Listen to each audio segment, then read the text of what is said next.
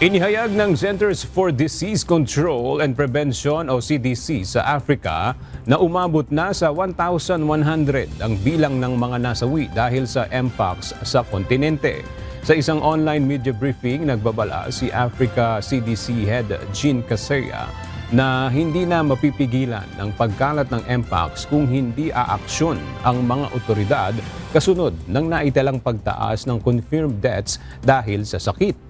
Sa kabuuan, nasa 42,000 na ang kumpirmadong kaso ng mpox sa kontinente sa pagpasok ng taon mula sa 18 bansa.